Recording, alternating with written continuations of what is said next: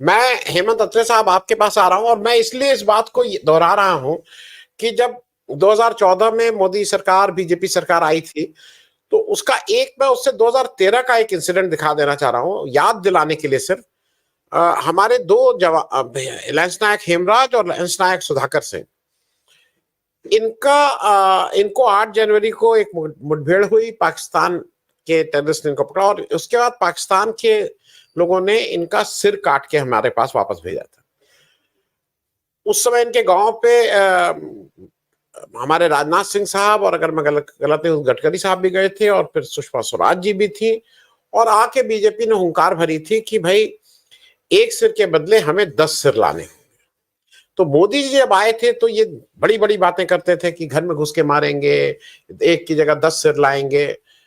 लेकिन मोदी जी जिस तरह से पिछले मैं इसलिए इस बात को रेखांकित कर रहा हूं, हमारे आजाद भारत की हिस्ट्री में पहली बार आईएसआई ने हमारी धरती पे कदम रखा और पठानकोट में मोदी जी ने उनको आके छानबीन करने की इजाजत दी, पड़ताल करने की इजाजत दी, पहले कभी नहीं हुआ है।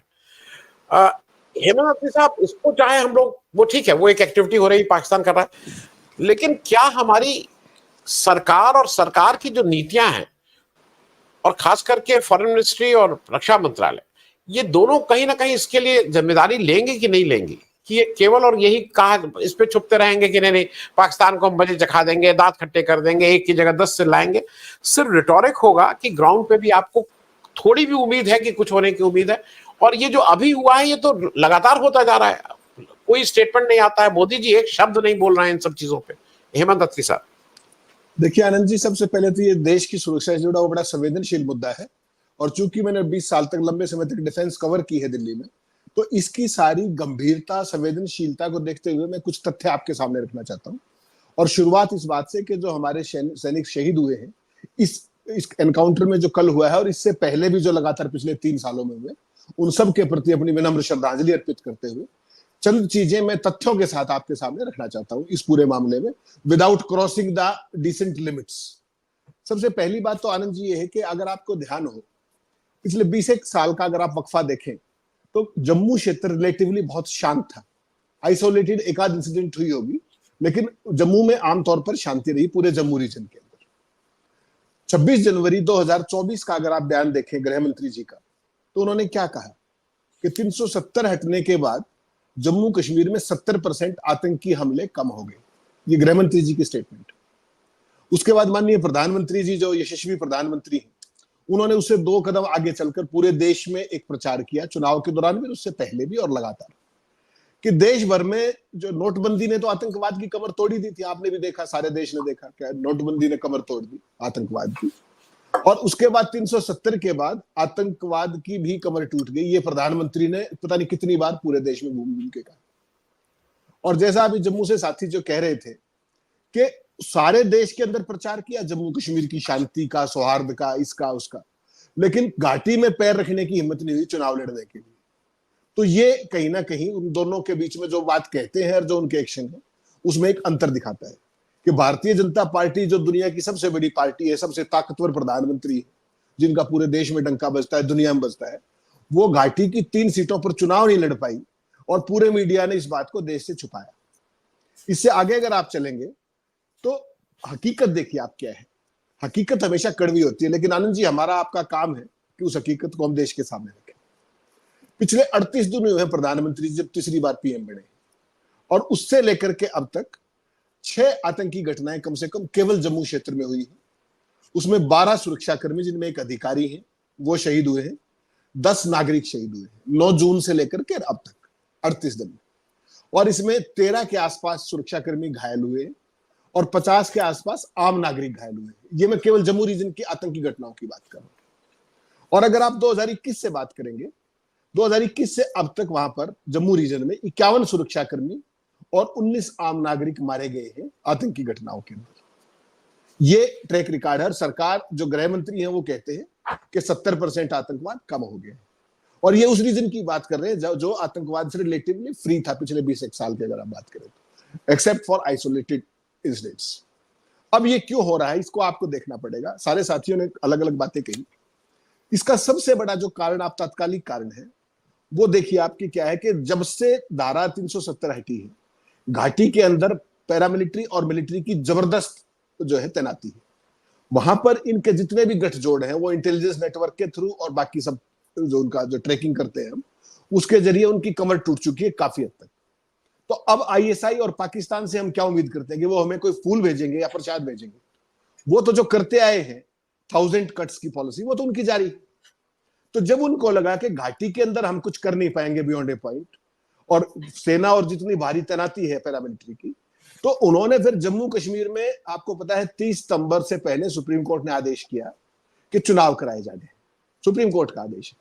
सरकार ने तैयारी भी शुरू कर दी। आपने 2 दिन पहले देखा होगा कि किस तरीके से जो सरकार जो चुन के आएगी उसकी ताकतें कम की ब्यूरोक्रेसी की पोस्टिंग में, और एलजी की ताकतें बढ़ाई। ये उस चुनाव की पहली तैयारी का संकेत देख सकते हैं आप, जो केंद्र अंदर खाने कंटेम्पलेट कर रहा था। अब हुआ क्या है बेसिकली कि एक तो चीन के साथ जो हमारा लद्दाख में जो स्थिति चल रही है, आईबाल टू आईबाल कॉन्टेक्ट चल रहा है, वहां पर बहुत बड़े पैमाने पे हमें सेना तैनात करनी पड़ी है, जो आमतौर पे नहीं होती थी। पहले चंद हजार होते थे, अब वो 50,000 से ऊपर लद्दाख के अंदर ही हमारी आमने सामने की तैनाती है। तो वो सेना कहां से गई? वो जम्मू रीजन से गई। घाटी में तो आपने गार्ड डाउन किया नहीं। दूसरा, जो चुनाव का जो करवाया जाना है उसमें आईएसआई को एक ये मौका लगा, क्योंकि आपको पता है जो जम्मू वाला रीजन है वो पूरा एरिया पाकिस्तान से बिल्कुल सटा हुआ है और डेंस फॉरेस्ट है। सेना का गार्ड डाउन है क्योंकि सेना वहां कम है, और सरकार भी अभी तक यही मान के चल रही थी कि जम्मू रीजन रिलेटिवली शांत है। इस सारे का लाभ उठाते हुए जम्मू क्षेत्र के अंदर ये सारी कार्रवाई जो आईएसआई की प्रायोजित है ये की जा रही है, इसमें कोई शक नहीं है। लेकिन सवाल ये है कि सरकार क्या कर रही है? 38 दिन हो गए। 38 दिन इज ए लॉन्ग टाइम। ना तो आपने मणिपुर का हाल देख लिया। मणिपुर 13.25 महीने 13.5 महीने से वही सरदार पटेल जो गृह मंत्री जिनको कहा जाता है दूसरे सरदार पटेल, ना तो उनकी कोई जिम्मेदारी है, गृह युद्ध की स्थिति है वहां पर, और ना ही वहां के मणिपुर के जो मुख्यमंत्री हैं वहां के गृह मंत्री, उनकी कोई जिम्मेदारी है। चल रहा है जैसा चल रहा है। लेकिन क्या जम्मू में ऐसे आप चलने देंगे? जम्मू की संवेदनशीलता उससे कहीं बड़े पैमाने पर इंटरनेशनल रेमिफिकेशंस भी, और उसकी जुडिशियल चीजें भी हैं कि 30 सितंबर से पहले चुनाव कराया जा रहा है। अब जो कुछ भी ये हो रहा है ये वैसे तो नहीं, एक घटना हो जाए, 2 घटना हो जाए, 6 घटना होना और उनका पैटर्न सेम होना, ये कहीं ना कहीं स्ट्रेटेजिक चूक दिखाता है। उस चूक के लिए अकाउंटेबिलिटी भी फिक्स की जानी चाहिए, और जो लूप होल्स हैं जिसके जरिए वो जो पाकिस्तानी टेररिस्ट है, देखिए लोकल टेररिस्ट इसमें इन्वॉल्व नहीं है, पाकिस्तानी और बाहर के टेररिस्ट इन्वॉल्व है जो वहीं से ट्रेंड है और जो छापामार कार्रवाई में सिद्धहस्त है। वो करते क्या है? उन्हीं जंगलों से, नालों से क्रॉस करके आते हैं, नियरेस्ट एरिया के अंदर अटैक करते हैं और जंगलों में छुप जाते हैं। वहां उनके सेफ हाइड आउट से जैसे ही आर्मी और पुलिस ने अटैक किया वो उनके पॉइंट ब्लैंक रेंज में होते हैं। ये एक पैटर्न है। अब सवाल यह कि केंद्र सरकार क्या इस चुनौती को स्वीकार करके इसके रेमेडियल जो भी वो है वो लिए जा रहे हैं, इंटेलिजेंस बढ़ाना, आर्मी की तैनाती बढ़ाना, कहां से निकाल करके कहां लगाना, कौन से लूप होल्स प्लग करना, किस तरीके से इनको ट्रैक डाउन करना, लोकल इंटेलिजेंस बढ़ाना, ये सारी चीजें इसका हिस्सा है। क्योंकि देखिए अगर 30 सितंबर तक आप चुनाव की घोषणा नहीं करते और कहीं दुर्भाग्य से इस बहाने से अगर चुनाव डेफर करना पड़ता है कुछ समय के लिए सुप्रीम कोर्ट के आदेश के बाद, तो देश की इंडिया में किरकिरी नहीं होगी, पूरे वर्ल्ड के अंदर किरकिरी होगी कि देखिए एक 56 इंची प्रधानमंत्री है, एक सरदार पटेल टाइप गृह मंत्री है, और एक राज्य के अंदर वो इतने लंबे समय से चुनाव नहीं करा पा रहे, और हम अपने आप को डेमोक्रेटिक कंट्री कहते हैं। तो इसके ना केवल देश के अंदर आनंद जी, पूरी दुनिया के अंदर कुछ मैसेज हैं जो निश्चित तौर पे जाएंगे। ये भारत सरकार को बहुत अच्छे से पता है कि ऐसा कोई भी अवसर आईएसआई और पाकिस्तान आर्मी चूकती नहीं। अगर आपको ध्यान हो, प्रधानमंत्री जब शपथ ले रहे थे 9 जून को, उसी समय पर अटैक चल रहा था जम्मू के अंदर। ये अलग बात है कि डॉगी मीडिया ने उस खबर को तब तक छुपाए रखा, तब तक फ्लैश भी नहीं किया जब तक पूरा शपथ ग्रहण समारोह खत्म नहीं हो गया। ये नया पैटर्न है, और यही पैटर्न आपने हाथरस में देखा होगा। 1 बजे वो स्टैम्पीड हुई और प्रधानमंत्री ने 4:10 पे भाषण शुरू किया और प्रधानमंत्री 6 बजे तक बोलते रहे। ये खबर टीवी चैनलों पर तब चली जब प्रधानमंत्री ने अपने भाषण के अंत में इस बात का जिक्र किया। उससे पहले 121 व्यक्तियों की मौत की खबर नहीं चली आपके चैनलों पर। ये हमारे देश के मीडिया का हाल है, ये हमारे देश के सो कॉल्ड मुख्य धारा के चैनलों का हाल है। अगर आपको जम्मू कश्मीर के अंदर किसी भी कारण से ये सरकार अभी तक पूरे देश में और दुनिया में क्या मार्केटिंग करती आई है अपनी? 56 इंची टर्म कहां से निकाली गई थी कि हम घर में घुस के मारते हैं? तो घर में घुस के आप कब मारते हैं? जब चुनाव नजदीक होता है। 2019 हुआ, पुलवामा के बाद आपने घर में घुस के मारा। आपने पहली बार थोड़ी मारा था, मनमोहन सिंह के टाइम में तमाम सर्जिकल स्ट्राइक हुए थे, हमारे सैनिक उधर जाके करते ही थे, कोई नई बात नहीं थी। लेकिन मोदी के जो मीडिया तंत्र ने, मार्केटिंग तंत्र ने जो उनकी लार्जर देन लाइफ बढ़ाई, तो क्या मोदी जी की आज जवाबदेही नहीं है कि उस सारी चीज को दोहरा करके जम्मू क्षेत्र को सुरक्षित करें? और उसके लिए जो भी स्ट्रेटजी बनानी है, रणनीति में बदलना है, तैनाती बढ़ानी है, इंटेलिजेंस बढ़ानी है, जो कुछ भी किया जा रहा है, उसको आप कब करेंगे? या आप किस चीज का इंतजार कर रहे हैं? या क्या सरकार इसकी संवेदनशीलता नहीं समझ रही? ये सारी चीजें हैं जिसको सरकार को ठंडे दिमाग से बैठना पड़ेगा, सोचना पड़ेगा। वो चाहे वहां के लोकल कमांडर्स हैं आर्मी के, चाहे वो पुलिस की लीडरशिप है वहां पर, उन सारों के साथ बैठ करके गृह मंत्री को, रक्षा मंत्री को, हमारी जो यूनिफाइड कमांड है, उन सब को बैठ करके इस पे एक इफेक्टिव स्ट्रेटजी बनानी पड़ेगी आनंद जी। क्योंकि अगर इसके कारण किसी भी दुर्भाग्य से अगर ये चुनाव डेफर होता है, तो फिर देश की किरकिरी बहुत दूर तक होगी।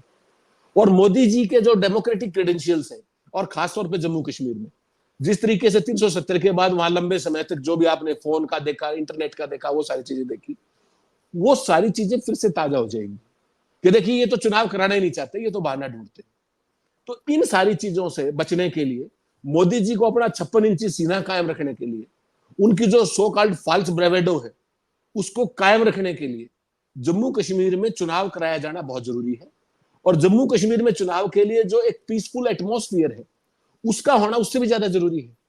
तो इसके लिए जो भी कदम उठाए जाने चाहिए उसको ठंडे दिमाग से बैठ करके गृह मंत्री को, रक्षा मंत्री को, पूरे देश की लीडरशिप को सोचना चाहिए। वरना ये जो स्थिति है, आपको पता है वहां की ज्योग्राफी कैसी है, पहाड़, नाले, जंगल, उन सारी चीजों में इस तरह की चीजों को इफेक्टिवली लूप होल्स को प्लग करना पड़ेगा। और इसमें मुझे लगता है कि 38 दिन एक लंबा वक्फा है, 6 घटनाएं जम्मू जैसे क्षेत्र में बड़ी घटना है, इसमें सरकार को अब इफेक्टिव हस्तक्षेप का समय आ गया है आनंद जी, ऐसा मेरा मानना है।